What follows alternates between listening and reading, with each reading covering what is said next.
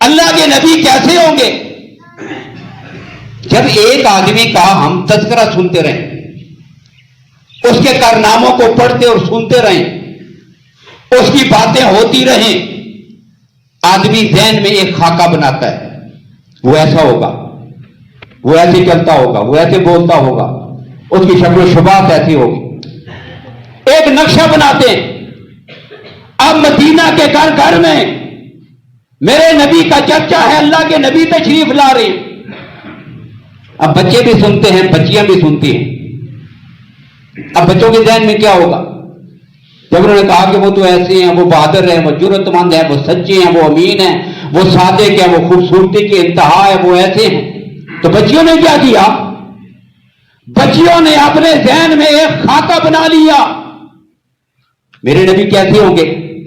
اب خاکہ کیا ذہن میں بنا؟ گھر میں جیسے میرے چچا ہیں، جیسے میرے والد ہیں، جیسے میرے بڑے بھائی ہیں، بس وہ ایسے ہوں گے۔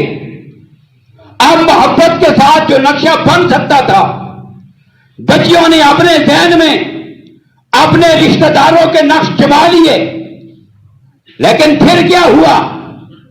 میرے نبی کے حسن کا عالم کیا ہے؟ پھر کیا ہوا؟ اچانک اللہ کے نبی تشریف لے آئے اور بچیوں کی پہلی نظر پڑی پیغمبر کے چہرے پر، کیا کہا؟